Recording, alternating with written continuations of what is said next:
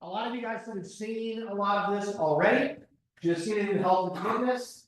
You probably saw these exact slides.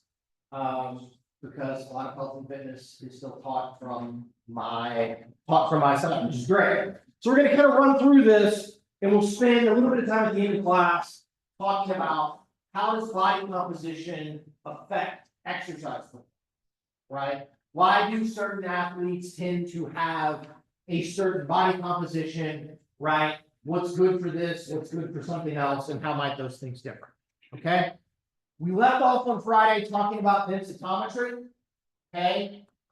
And how if we know your body volume and know how much you weigh, we can calculate your density, right? If we know your density, we can estimate what it is you're made up of to arrive at that particular density. Densitometry is basically what we call a two-compartment or a two-component model.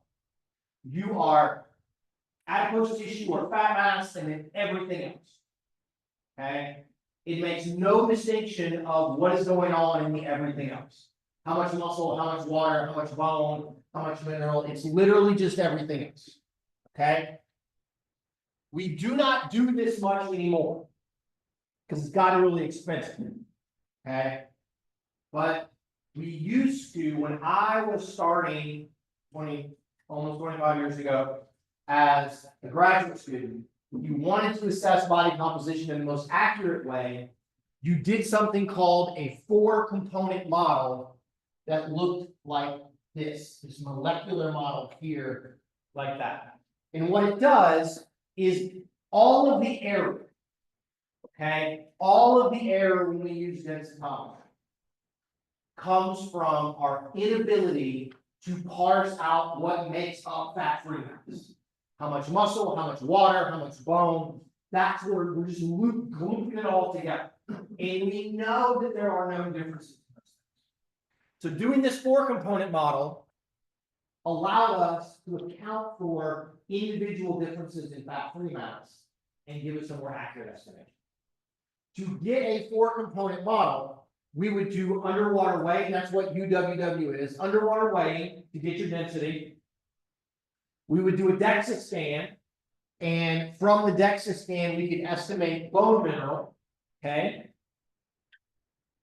We would also do bioelectrical impedance, which we'll talk about a little bit later, but not bioelectrical impedance to try to estimate body composition, which we could do.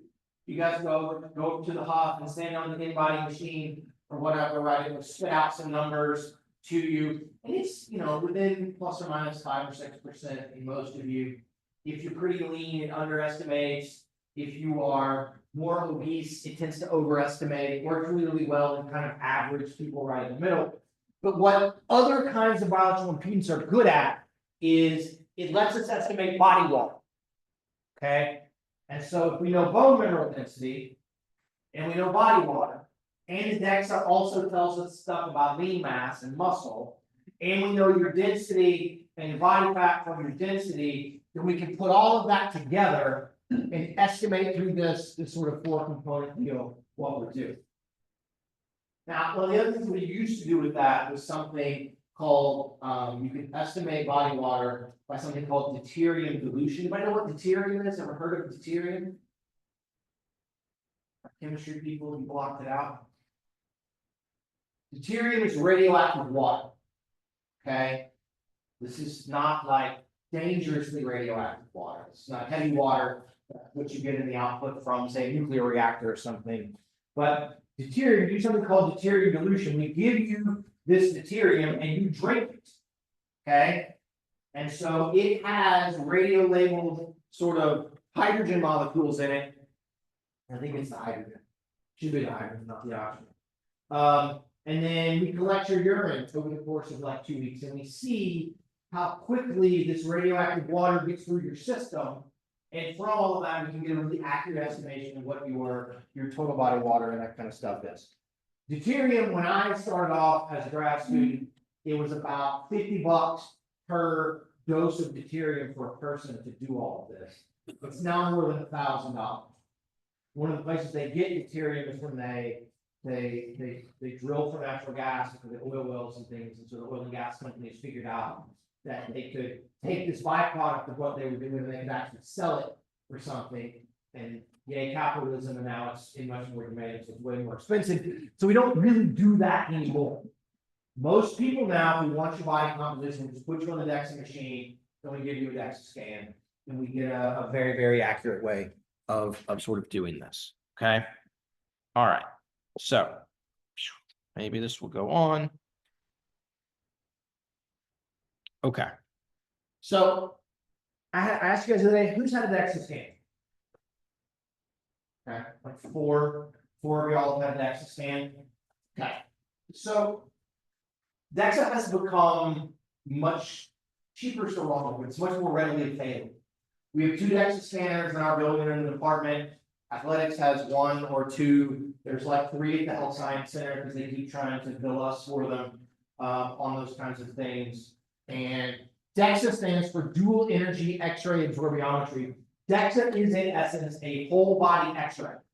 It scans over you, you get this whole body X-ray, and from all of that, okay, much like an X-ray, it's really good at imaging bones, okay, and it gives us some very useful information about fat mass and what it's going to call lean tissue or lean mass, which is basically everything else.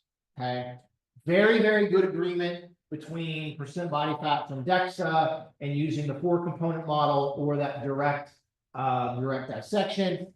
We can also get really interesting information that the DEXA scan will let us separate you out. We can draw boxes around individual sort of limbs or areas in a limb, and it will tell us about lean mass and fat mass and things. So if we want to know how much muscle mass do you have in your right lower leg, we can do all of that.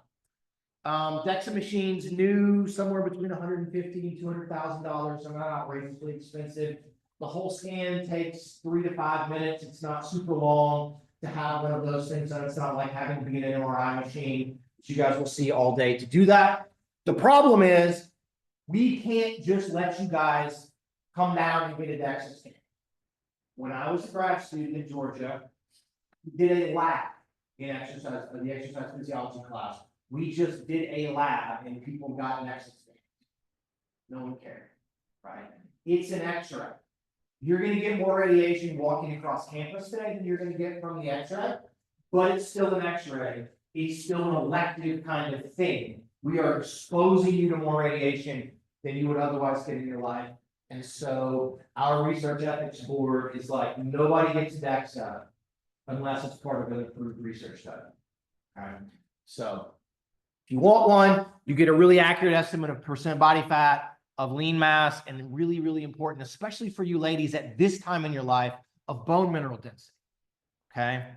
You can get this idea of what's your bone mineral content now. And then when you get a little bit older than my life, when you get to sort of your early to mid 50s, and you're going to start going through menopause, and you're going to reach that place where, right, you're going to start eating away at the bones. We can know where you were to start with. We can have a better sense of your risk of osteoporosis. So it's really, really important. You can zoom in on individual areas when they do bone mineral density. They're really interested in the head of the femur. Okay, here in your hip, they do things in the spine. They look at vertebrae and those kinds of things. You guys can note on all of this, right? The places that are the brightest have the highest bone mineral density, the bone mineral content, right? Good. Your head has lots, your skull has lots. So if you get whacked in the head, it's not going to break. The less bone mineral content, the easier it is to break. Where on there, right, do we have the least? Hands, fingers, right? Anybody broken a finger? Okay. Now people that are with me, right? On all of those kinds of things. I got my thumb pushed back playing in real softball and the tendon ripped a piece of the bone out. That never happens, like in your femur. You would never have your patella tendon like rip a piece of like your tibia off or something, right? The bone mineral content is way too high. So areas that you load, that we put lots of stress on, are going to have greater bone mineral density. We don't talk about it much in this class. I'm sorry, ladies, right? We tell the men they've peaked, right? Guys, you're already on the downslope of your testosterone. So you're already on the downslope of your ability to increase muscle mass. Sorry, right? Just wait for what's coming. Okay, ladies, most of y'all are already or really close to getting out of the window to be able to increase your bone mineral density. Okay, if you've done sprinting, jumping, weightlifting, right, any kind of tumbling, those things, ladies, you all have higher bone mineral content now. You need as much as you can get now, so you can try to hang on to it for as long as possible. You want to get it up, kind of like muscle mass, get it up now, so that when it begins to decline later on in life because of inactivity and things, that we're going to be there.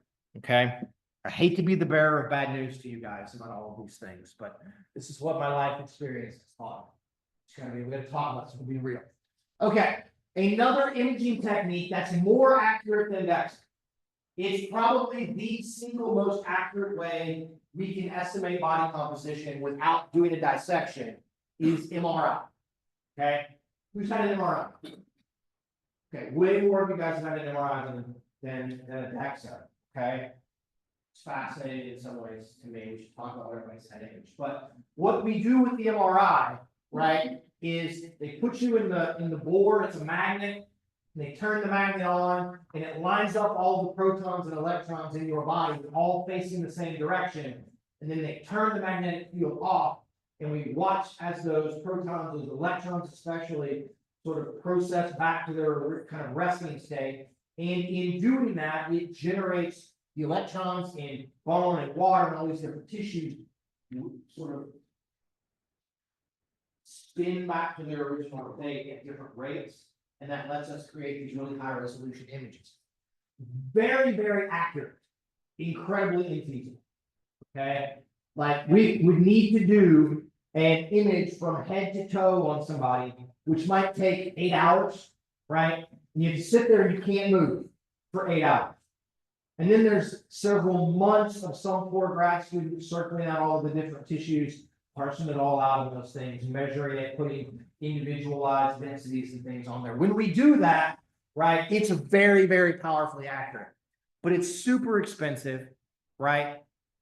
I think I told you guys earlier in the semester, your insurance, when you go to get an MRI, gets billed at about $2,000 an hour, okay, to have an MRI done. So you can imagine, right, if we're going to take 10 hours or 8 hours to scan you.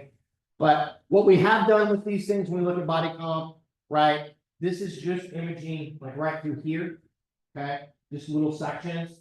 And on the left is a 41-year-old male. On the right is the same 41-year-old male. But this person, this is after 6 months of a 500 calorie a day caloric deficit diet. And they lost 20 kilograms, right? So that's like 50 pounds. This person lost. And so you can see just the size, but also what's happening to subcutaneous fat and some of those things. Really, really powerfully accurate in that particular way. Okay. Same thing here. We have, right, this is some stuff from studies that we have done when I was a grad student. On the top is basically a male cross-country runner. You will note out on the outside on the lateralis, there's basically no subcutaneous fat. Okay. That's a man that is about as lean as you could ever expect. This same spot, same image is a woman who was on the cross-country team that everyone would say she is basically as lean as anybody you've ever seen. And you can just see these sort of inherent sex differences that we have in subcutaneous fat in the midst of all of that. And then the person on the bottom was an older adult that we had scanned and everything else. So I've shown you guys some of these, but this is a really powerful way for us to try to get accurate measurements. You guys have done skin folds, right? I'm not going to test you on all the 3 sites and the 7 sites and what's different between men and women. But you guys remember, right, all of the error that gets introduced with doing skin folds. All right. You've got to find the site. You've got to grab in the right location. You have to pinch hard enough, but not too hard. And then you got to put the calipers on in just the right way and all of that. Okay. Skin fold is, if you know what you're doing, it's not bad, right? Probably within 4 or 5% error in most people. Okay. But you have to know what you're doing, and it only works in sort of an aggregate in a big population because everybody stores fat in different areas. And if you tend to store fat more so in places that we're not testing, right? Or maybe you store more only in those places that we're testing, then you're going to get some error in your measurements. Okay. All right. So I want to talk a little bit about what happens with body composition and how it changes during growth, and then how it changes with aging. Okay. So you're going to see changes as during sort of that developmental process as kids grow. Okay. Partially because relative sizes of different organs is going to increase, and that's going to change. And those are going to have different amounts of influence. The composition, especially of fat-free mass, is going to change. Bone, like mineral content and muscle content, is going to go up as kids develop. Water content is going to go down a little bit, and this is even sort of pre-puberty, just as we increase and as kids grow. Girls and boys tend to be almost identical in body composition pre-puberty. Okay, pre-puberty. Once they hit puberty, then we're going to begin to see those kind of normal, expected sort of sex differences begin to manifest themselves. Okay, which is going to be that body fat tends to disproportionately increase in women. It's all about childbirth. Okay. You're trying to have extra stores of energy such that if you were pregnant, you have these stores of energy to help keep the pregnancy viable. If you were to be in an area where you couldn't get enough to eat in that way, men are not afflicted with that particular issue in that way, so they tend to have less, a little bit less body fat. Okay, and so that's what we're going to see. But we see similar changes with aging, though, in men and women, just from slightly different starting points. As we age, muscle goes down, fat goes up to about somewhere between 70 and 80. Weight tends to go up through then, and then weight tends to a lot of times begin to decline back off as once you reach sort of that kind of older age, like all of those things. Much of this can be prevented. It's almost exclusively due to increased sedentary time and the wonders of the American diet. Okay, the wonders of the American diet. That's where we are. Okay, I am a walking postcard of all of those things. I unfortunately am the statistic on that. Ooh, the bioelectrical impedance is in the wrong place. Apologies. This should have been back a couple of slides, but you guys have seen these, right? You did this in health and fitness too. Hold on to the thing. If you've got this one, right, if you want to make yourself leaner, all you got to do is pull your arms in. The charge doesn't have to travel as far, so it goes faster. So it assumes you have more muscle and more body water. All it is your arms are long, or not as long. I do really well with this one because I have baby T-Rex arms. And so for my height, I have short arms. So the thing doesn't have to travel as far. So it tends to underestimate my percent body weight. Okay? If you're my wife, we have talked about whose waist is at the same place, she's all arms and legs and no midsection, it will overestimate her because her arm length, right, and her leg length, her height are disproportionately larger. But what it does is it runs a very weak electrical current that you can't sense through your body, and it measures how long it takes to traverse, and then from that it estimates the density, and it estimates how much water you have, and estimates volume. Okay. So that's how this thing works. We do a lab in one of our grad classes. We have people drink like 3 bottles of water, and then we do this again afterwards. And within like the amount of time you get that water into your system within an hour, we can alter your body composition of biological peaks because you drunk the water. Okay, so it's fraught in some ways with sources of error, but it's better than nothing. Okay, it's better than nothing. Looks complicated is really, really simple. Okay, so let's talk a little bit about body composition and exercise performance. Okay, so the first place and the first thing we got to talk about, we have to go back to force production. We have to go back to biomechanics and movement. Okay, and metabolism. It all comes back to these things. So if you weigh more, period, regardless of what that composition is, if you weigh more, it requires more force for you to move, okay? And so it requires more force, it requires more muscle, it requires more energy, okay? So for some things, that can be disadvantageous. That can be a disadvantage, okay? In your mind, think about what marathon runners look like. Okay? What do marathon runners tend to look like?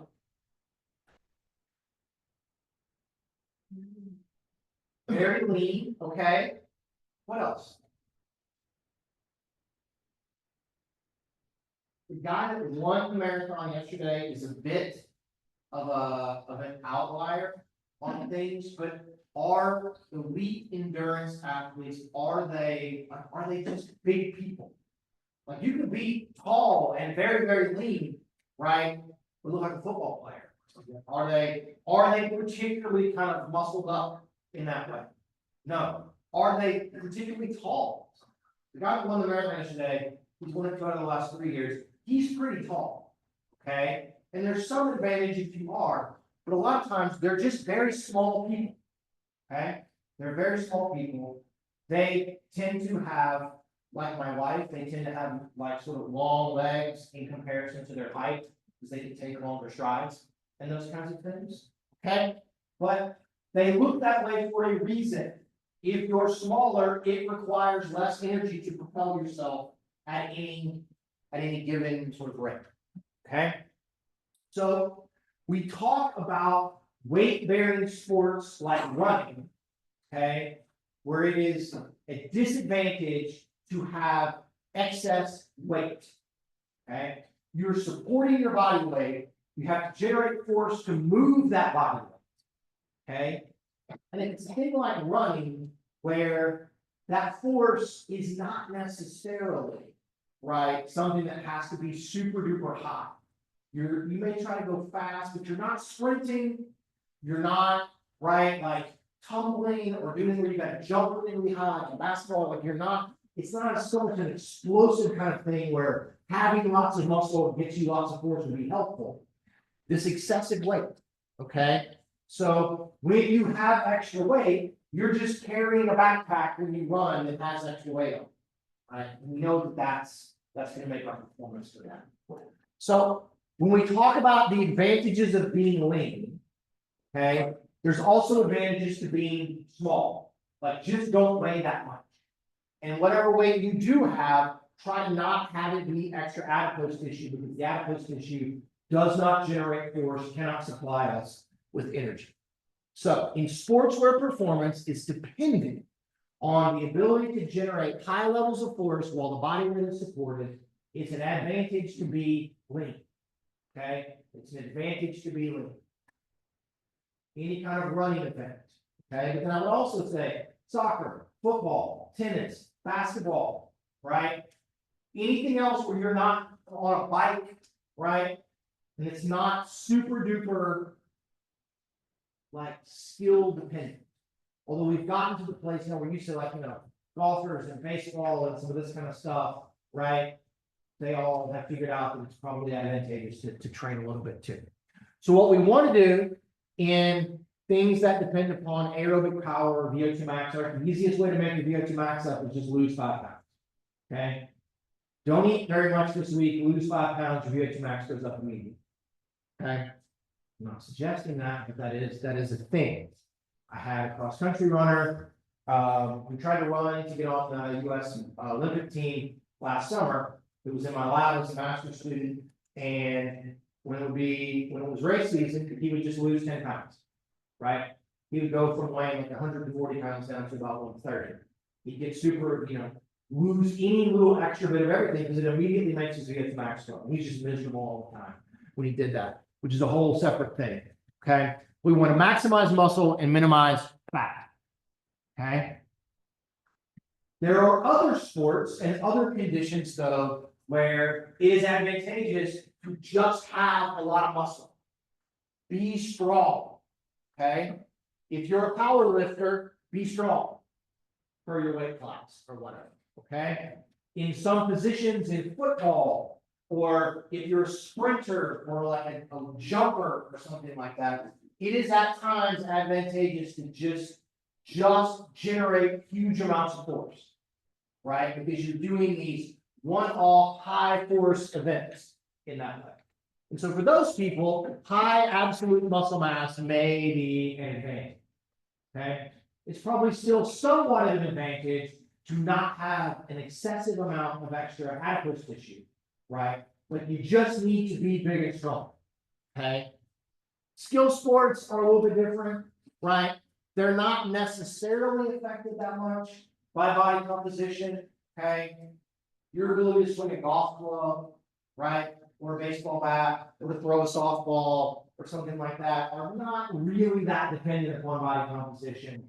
But all other skill levels being equal, there's probably some advantage to being leaner and stronger, okay? In general, if you look at athletes, their body comp tends to conform to these expectations. Runners, jumpers, gymnasts tend to be lean, okay? Although runners look a little bit different, sprinters look very different than distance runners. Sprinters are very, very sort of broad-shouldered, skinny waist, lots of muscle, right? Fast switchers in that way.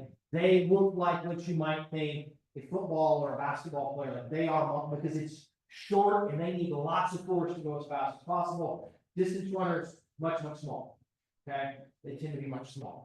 So things where what you're doing require high force, within that, they'll be a little bit bigger. Linemen, throwers, power lifters tend to just have high absolute fat-free mass, okay? And then many athletes in skill sports tend to be average to lean, you know, in that way, okay? What I will also say about this, just as sort of a point, when we look at high-level collegiate athletes and professional athletes, you guys have to remember, okay, or just any other sorts of things that we're dealing, for those of you in capstone and you have stats, we are dealing with people that are 3 standard or 4 standard deviations off the tail of the average people. Their genes are be big and strong, or be fast, or have a very, very high VO2 max, and just naturally eat whatever you want and be super lean. Like we're really, really sort of way off on a tail on of the statistical analysis on those kinds of things. And so I say all of that to say, anybody striving to perform like them, look like them, whatever that might be, that's probably a little bit of a fool's errand in some of those stuff. Right? We're all kind of constrained by our own kind of things. Okay. Okay. So how do we know some of these things? How have we studied the effects, right, of excess adipose tissue on exercise performance? Well, it's a very simple thing, right? We put a weight vest on you and say, get on the treadmill, and here we go. We're going to give you a 10-pound vest. That's adding 10 pounds of adipose tissue onto your body, right? It's non-metabolically active tissue, right? We do this added weight model. What we know immediately is that as we add weight that is not muscle, VO2 max goes down because weight goes up. Also, it costs you more to move your body if it's a body weight supported kind of thing or a non-supported thing, right? Run time goes down, run distance goes down. Okay, so this is one of the ways that they were testing these things. We see it anecdotally. Great distance runners tend to be small and lean, but is that why they're great? They get that way, like what's going on? Well, let's give those runners extra weight, and performance goes down. Okay. We now do things like this though, right? I bet if we went to steel today, there's somebody walking around, working out in a weight vest, right? Okay. I see the videos. Go on a walk, go walk your dog, put a weight vest on. That's a terrible thing. Seriously.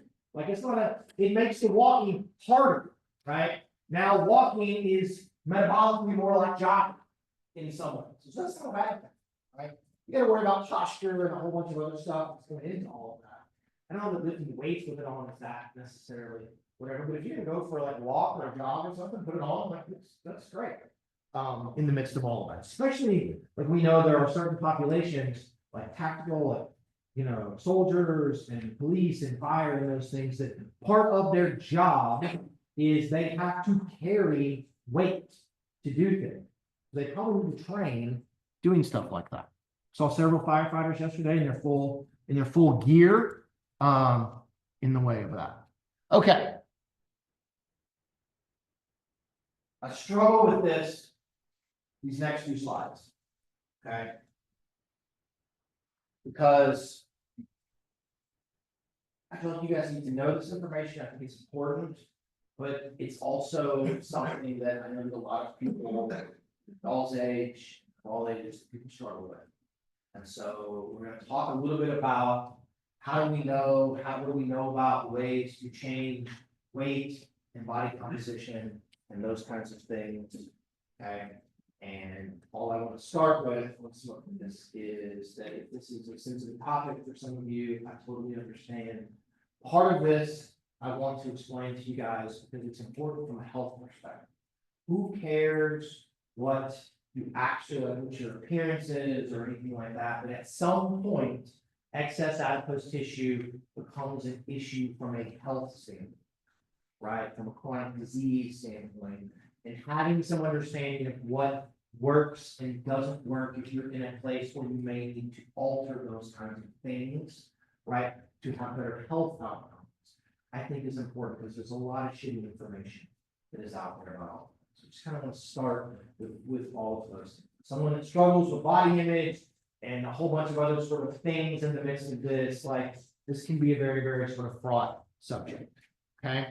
So if we think of ways to alter body composition, okay, one of the ways is through exercise. And what I can tell you is exercise is good for increasing fat-free mass. It's good for increasing muscle mass or maintaining muscle mass. Exercise is not a great way to lose excess adipose tissue. It's great for your health to be active. At any body composition, at any weight, if you're more active, you're very, very much reduced risk of any kind of chronic disease. But it's in and of itself it's hard to exercise enough, okay, to put yourself in a significant caloric deficit to be able to lose weight. Okay. If you want to lose weight, okay, the best way, the easiest and safest way is to change diets. Basically, just don't eat as much. Okay. There's a huge amount of controversy about this, but at its most basic level, right, it's bioenergetics. If you eat fewer calories than you expend in a day, you will have to break down some tissues in your body to compensate for that extra energy that you need. Okay. So calories in, calories out, it's somewhat more complicated than that. But at a very basic level, if you consistently eat less than what your daily caloric expenditure is, you will lose weight. We know that there's lots of evidence on all of that. Okay. And so it's much, much easier for us to put ourselves in a caloric deficit by eating less than it is to be able to exercise enough. Okay. So I'm going to walk you guys through a little bit about what we know on some of these things. And I'm going to do it with some kind of classical research studies. Okay. You're not going to be responsible for like, okay, on the test, and be like, hey, remember the Bouchard study from 1994? What did they find? But this study used twins. Fascinating stuff on identical twins, right? They did about 90 days, so about 3 months of a negative energy balance. Diet was constant. And then they exercised to expend 1,000 kcal above resting metabolic rate. So they fed them after resting metabolic rate. And then they did cycling to expend an extra 1,000 calories. They lost, on average, over 3 months, about 5 kilograms. So what's that work out? It's like 12 pounds. Okay. All of that weight loss basically was fat.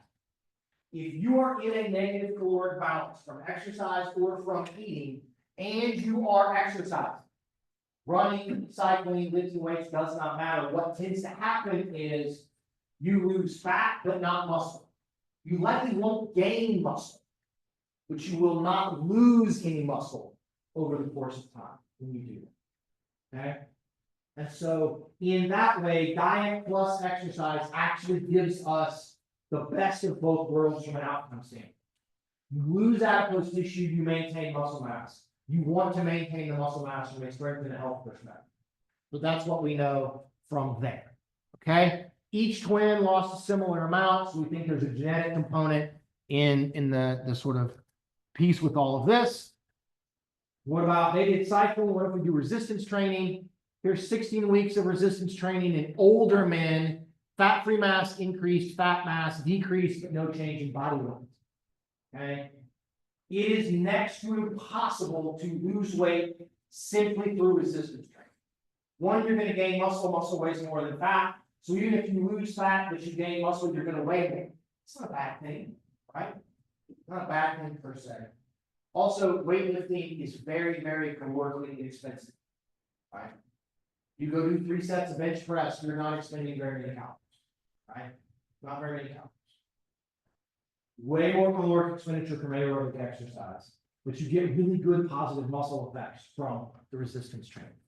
Okay, resistance training may not introduce enough of it does. That can be. I just want you guys to keep that in mind. Okay, this Ross study was the one that I showed you earlier. I showed you the MRIs of the visceral tissue. They had diet only, diet plus aerobic, diet plus resistance. Okay, they did 16 weeks. All 3 groups at the same caloric deficit. The folks that did weights had to fucking kill it to expend 1,000 calories in weightlifting. Okay. All 3 groups lost weight. They lost about 12 kilograms with everything. And they lost more fat from the visceral areas as opposed to subcutaneous, which is good. Visceral fat is particularly bad from a chronic disease standpoint. Okay. They did resistance training. Here's another myth that hopefully you guys don't understand. Or maybe you understand. I apologize. Leslie is calling. It's 9:45. Usually that means it might be an emergency. But we're gonna hang in there. You cannot spot reduce. My mom was not understanding this. If you have a flabby tricep like I do, I can do all of these tricep kickbacks I want. It's going to have no effect. You cannot preferentially lose fat in one location just by exercising those muscles. Okay? Sit-ups do not make you lose fat here. When you're in a caloric deficit, you lose fat from everywhere. And it's a little bit different in everybody. We all store fat in different places. You will tend to lose fat when you're in caloric deficit from the places where you tend to store the most. Okay? So you lose it everywhere. So I tell everybody, if you want a 6-pack, go run. Don't eat at Chick-fil-A, go run. Do all the sit-ups you want, that's fine. It's going to have no effect. Okay? We should talk about on Wednesday, why don't we train our abs like every other muscle in our body? You never go to do bench press or go to a bench press class. Would you go spend 45 minutes just doing bench press over and over again? You never go squat for 45 minutes just over and over and over again, and yet you do it, people will do it for their abs. You never just stand and do an isometric contraction, just stand in a squat rack like this, but you'll plank all day long, won't you? Right? Why do we do that? Right? Go watch people doing this, right? Holding dumbbells, doing these things. Not squat reducing, they're making the love handles worse. Or at least appear larger because they're working those muscles, which is good. Anyway, okay. We will revisit, okay? Men versus women, it was initially thought that women might not be able to experience the same weight loss as men, right?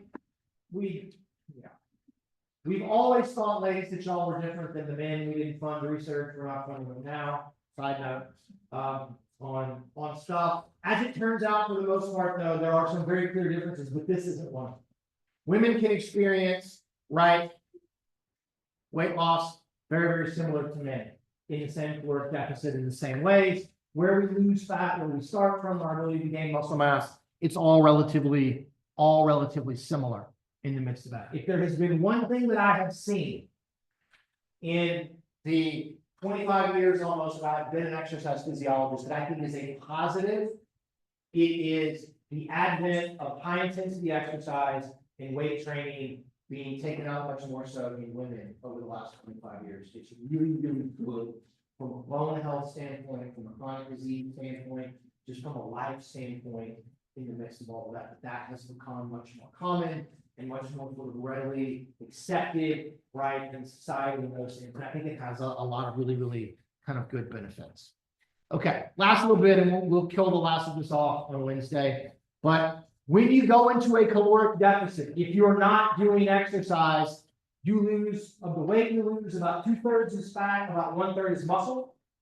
When you lose weight over the course of, say, a month, in the first 3 or 4 days, all the weight you're losing is water, just about. All you're doing is dehydrating yourself. You're spending the glycogen goes, the water goes, okay? So you're just dehydrating yourself. By the time we're going to hit into a couple of weeks of a consistent caloric deficit, we're going to be right in that kind of area of about 2/3, 1/3 fat versus protein, okay? You go a little bit longer, the fat percentage tends to go up. What does this tell us about crash diets, which will become much less of a thing, right? Starve yourselves for a couple of days, you will lose weight. And then you'll eat again and it all comes right back because it's just water weight that's moving around, okay? The mode and intensity appears to play little role in weight loss. It's mostly about caloric. Okay. We'll stop here. I'll put up some slides for the GK for Wednesday. And we'll roll from there. All right. You guys have a good couple of days. We'll see you Wednesday.